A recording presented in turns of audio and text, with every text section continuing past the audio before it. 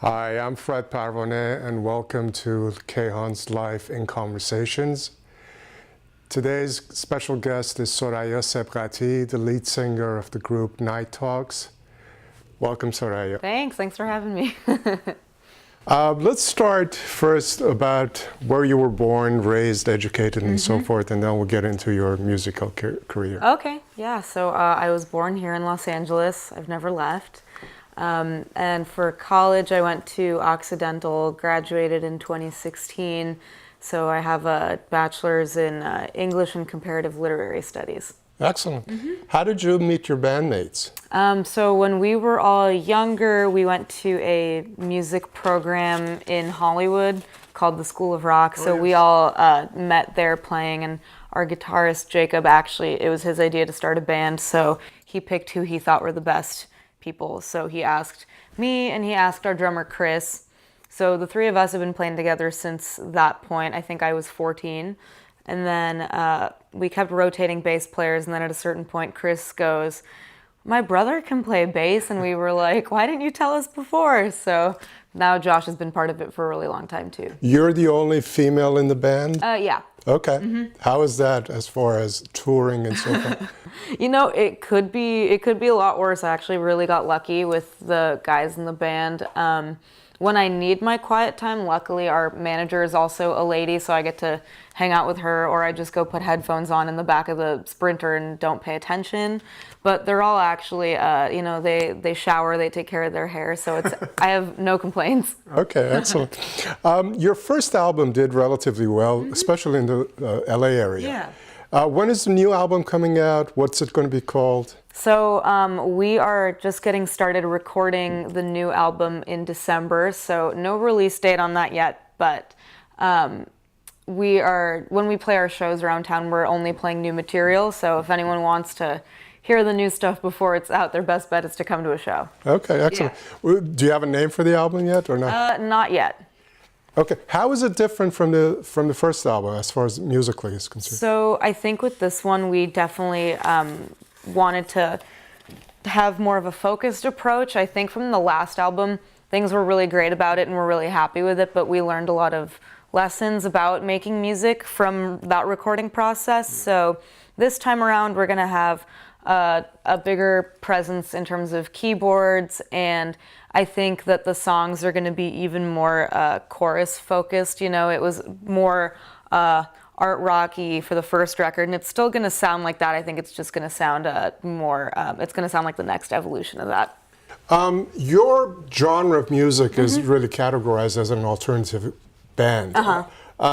With the popularity of, let's say, hip-hop right now, how vibrant do you think rock music is in the general populace? Is it just as alive as before, or has it changed? Because the younger crowd seems to be more generated towards hip-hop. Yeah, I think things have definitely changed. I think part of the rock had like a big moment in the 2000s, I would say. It was pretty big then, and even the early 10s, I guess. But people have definitely shifted their focus to more pop and hip-hop stuff. I do think that there's still a lot of really great rock bands just right now coming off the heels of that big, like the big resurgence of it recently.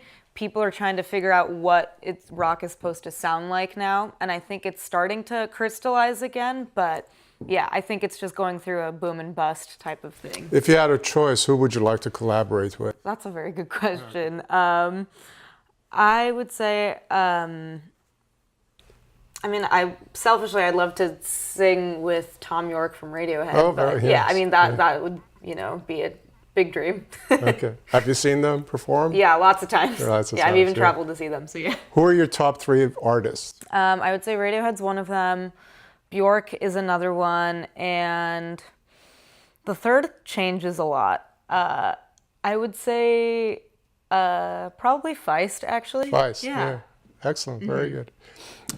Do you write your own songs, or does somebody else in the band write them? So the writing process is usually, it starts with Jacob, the guitarist, and he will kind of build a song and think of vocal parts, and we'll bring it he'll bring it to the band, we'll hash it out, and then he'll see, like, he'll let me try out some melodies first, and then if he has a different idea, I'll try that out, and that's how we kind of work on that, and then I usually do the lyrics, and then he'll help me tweak things. So okay, very good. What do you think is the best song you've written? Do you have a favorite? I mean, best song we've written right now that isn't released is going to be probably one of the songs on the new record. Oh, it's on there. Okay. Right now, I think Green is probably the best one. It was our first single, and I would say I was pretty surprised by how much people gravitated towards the song, but everyone thought it was really catchy, and we got a lot of fans just from releasing that song. So I would say that's probably been the best for us. Excellent. Your shows in the LA area are always pretty much packed houses. Are you connected with the other local bands in LA, and who do you like? Who do you think is like the up and coming? Yeah, we got really connected with the LA scene when we did this thing called Play Like a Girl. We played their first show ever. They do a show once a month at the Echo in LA, and then they do a few other types of events, but it's all about focusing on female-fronted bands or not male-fronted bands, and it's we've really connected with a lot of the bands in that whole group, and the women who came up with Play Like a Girl also all play music themselves, so it's been a really supportive community to be a part of. I think out of those right now, this woman named Lauren Ruth Ward is really doing well. She's playing at the El Rey soon. She's had a really great residency at the Echoplex this past year, and she put out a record, and all of her shows are completely wall-to-wall packed, and she's amazing. Great. Yeah.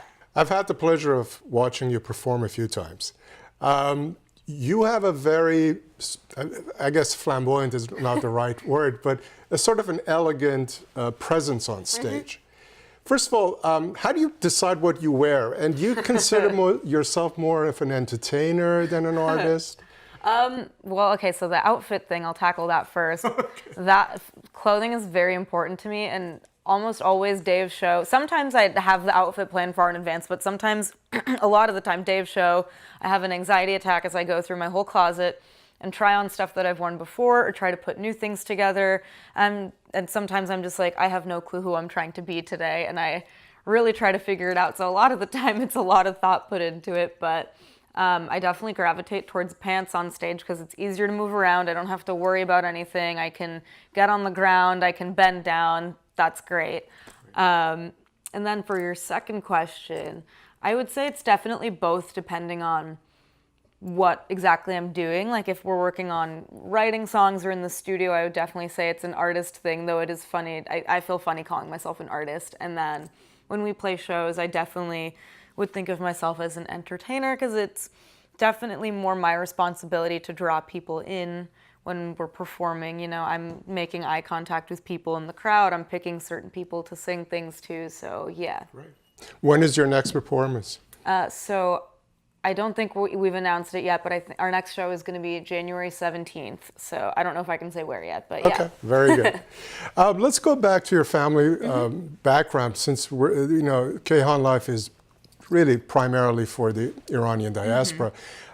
Both your parents are Iranian. First of all, do you speak Persian? Just not really, barely a little bit, but I can understand enough of it. Very good.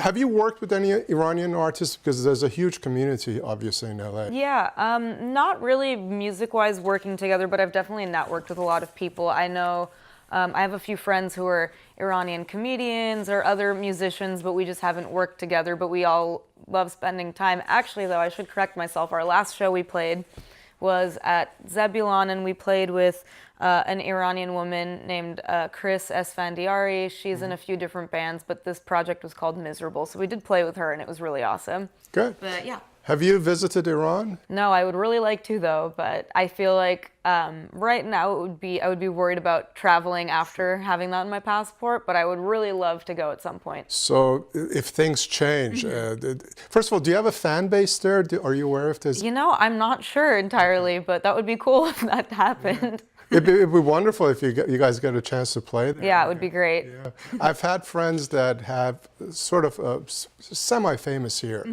And they've gone to Iran and played, and the reception has been actually tremendous. Yeah, there's a lot of people into rock in Iran. I do know that. Okay. Yeah. Well, I'll end this on a question that I ask a lot of people.